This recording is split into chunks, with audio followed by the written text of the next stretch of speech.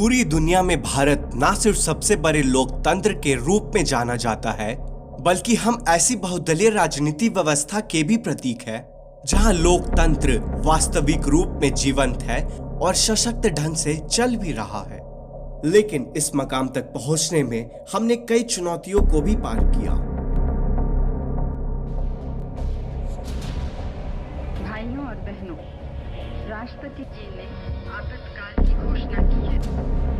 1975 का आपातकाल हमारे लोकतंत्र और संवैधानिक ढांचे के लिए एक ऐसी ही चुनौती लेकर आया। इसे हमारे लोकतंत्र के लिए काले अध्याय के तौर पर याद किया जाता है। लेकिन आपातकाल को याद रखना भी जरूरी है ताकि हमें ये मालूम रहे कि कैसे संविधान को ही हथियार बनाकर जनता के खिलाफ इस्तेमाल किया गया और हमने कैसे उससे पार पाया।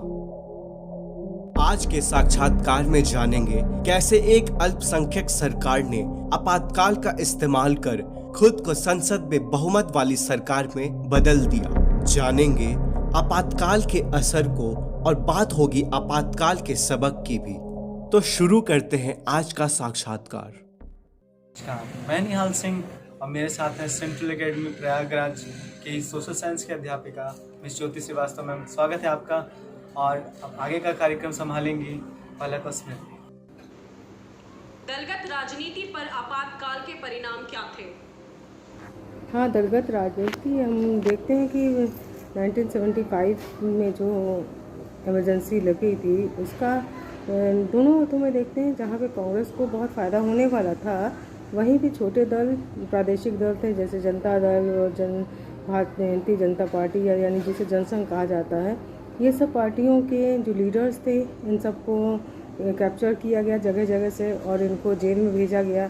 इससे आगे आने वाले भविष्य में हम लोग देखते हैं कि ये छोटे दल जिनके लीडर्स को जेल भेजा गया और इन्होंने जो आवाज़ उठाई, स्पेशली जयप्रकाश नारायण जैसे हमारे पास लीडर देखते हैं जिन्होंने पूरी तरह से एक बिहार मूवमेंट की शुरुआत कर दिया था। तो छोटे दलों को जहाँ पे बहुत सारी प्रायोरिटीज़ मिली, वहीं पे कांग्रेस को भी अपना एक वर्चस्व बनाने का मौका मिला था। क्या आपातकाल जरूरी था? नहीं, आपातकाल कभी ज़रूरी नहीं होता है, क्योंकि डेमोक्रेसी हमारी जो कहती है कि वो आपातकाल तो एक बहुत एक्सट्रीम कंडीशन होता है कि जब गवर्नमेंट नहीं वर्किंग कंडीशन है, हमारे पास इकोनॉमिक हो या अटैक हो या कहीं बाहरी। हमारे साथ हमारे एक और गेस्ट हमारे साथ जुड़े हुए हैं, विक्रांत, जो कि एक यूपीएससी एस्पिरेंट है। आइए जानते हैं उनकी राय। नमस्कार दोस्तों, very good evening to all. मेरा नाम विक्रांत सिंह होलकर है। क्या आप हमें शाह आयोग के जांच के परिणाम के बारे में बता सकते हैं? और आपका पहला पूछा गया प्रश्न जो था कि क्या आप हमें शाह आयोग की जांच के बारे में बता सकते हैं, तो शाह आयोग की बात करते ही हमारे मन में पहला ख्याल आता है 1975 की नेशनल इमरजेंसी का, जो कि इंदिरा गांधी की गवर्नमेंट के दौरान देश में लगाई गई थी। तो जो शाह आयोग है उसकी नियुक्ति मई 1977 में जनता पार्टी की सरकार ने की थी, जिसकी अध्यक्षता एस.सी. शाह की अध्यक्षता में की गई थी, who was a former chief justice. And इस मामले को देखने के लिए भारत के सर्वोच्च न्यायालय ने सेवानिवृत्त मुख्य न्यायाधीश को कुछ निम्नलिखित जिम्मेदारियां दी थी जिनके बारे में जांच करना था। और अधिकार के दुरुपयोग का आरोप जो सरकार पे था, अत्यधिक और दुर्भावनाएं जो कि सरकार में उस समय थी, वो लोगों के प्रति या जनता के प्रति थी, उस मामले में जांच के लिए ये जिम्मेदारी इस कमीशन को दी गई थी। 25 जून 1975 को घोषित आपातकाल के नाम पर की गई कार्यवाही, ये सब जनता को फॉर ग्रांटेड लेते हुए किया गया कि नहीं, उसकी जांच की जिम्मेदारी भी दी गई थी। Basically the Janata government headed by Morarji Desai constituted an inquiry commission to inquire into all the excesses committed in the national emergency.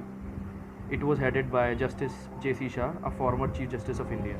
तो यही इसकी बेसिक आइडियोलॉजी थी कि जो इनजस्टिस मास के साथ हुआ, the public that had faced numerous depreciations in form of injustice to them, and how the government has taken the you may say fundamental rights were defied. हमारे जो बेसिक हमारे rights हैं वो सब हमें डिफाई कर दिए गए थे उस दौरान पे। उसकी जांच को सही तरीके से किया जाए, इसीलिए ये कमेटी का फॉर्मेशन हुआ था। कमीशन का फॉर्मेशन हुआ था। धन्यवाद। बिहार आंदोलन के समय एक नारा गूंजा था, संपूर्ण क्रांति अब नारा है, भवी इतिहास हमारा है। बिहार आंदोलन से पहले हुआ था गुजरात आंदोलन, जिसमें छात्रों के साथ खड़े थे मोनार्जी देसाई। छात्रों का सिर्फ ये मांग था कि जो सरकार है, जो कांग्रेस की सरकार है गुजरात में, वो इस्तीफा दे दे, जो कि गुजरात आंदोलन एक कामयाब आंदोलन बना था। वही बात करें अगर बिहार की, तो छात्रों का साथ दे रहे थे जेपी नारायण। लेकिन बिहार आंदोलन गुजरात आंदोलन जैसे कामयाब नहीं हो पाया था, क्योंकि जो बिहार की सरकार थी उसने इस्तीफा देने से साफ मना कर दिया था। इसके पीछे की वजह क्या थी? जो आपका दूसरा पूछा गया सवाल था वो एक नारे से शुरू होता है, जो कि हम सब बखूबी जानते हैं और सबने इतिहास में अगर पढ़ा होगा आपने तो ज़रूर ये सुना होगा कि संपूर्ण क्रांति अब नारा है, भावी इतिहास हमारा है, with total revolution as a motto, and it is one of the most prominent slogans in the history of India after independence. Bharat की स्वतंत्रता के बाद ये बहुत ही प्रमुख नारों में से एक आता है। The future belongs, the revolution as a motto, the future belongs to us. ये नारा लगाया गया था बिहार मूवमेंट के दौरान, पर बिहार मूवमेंट एक सक्सेसफुल मूवमेंट नहीं बन पाया था। और अगर हम कंपेयर करें गुजरात मूवमेंट को बिहार मूवमेंट से, तो Gujarat movement was very conclusive. ये एक ऐसा था जो एक फाइनल कंक्लूजन तक या फिर एक अंत तक पहुंचा था, जहां पे कि फाइनली कांग्रेस की सरकार हार गई थी। और लेकिन बिहार मूवमेंट इतना it was not the result the people had expected.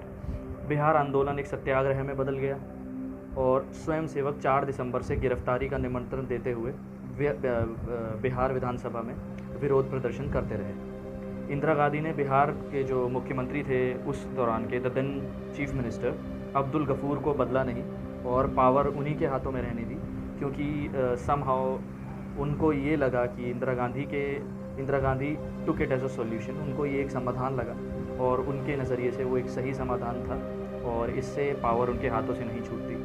जबकि आप बिहार मूवमेंट में अगर सही मायने में देखा जाए तो there was a lack of leadership. एक ऐसे आप कहेंगे कि एक हमेशा इंग्लिश में भी कहा जाता है मसीहा होता है, हिंदी में उसे हम मसीहा कहते हैं। सो मोरारजी देसाई ने वो रोल गुजरात मूवमेंट में प्ले किया और नेशनली भी वो प्ले किया। अगर हम बात करें इमरजेंसी के एक पॉजिटिव पॉइंट की, तो हाँ, एक इमरजेंसी में एक पॉजिटिव पॉइंट भी था। जैसा कि हम जानते हैं कि जो इमरजेंसी थी वो 28 महीनों के लिए लगी थी।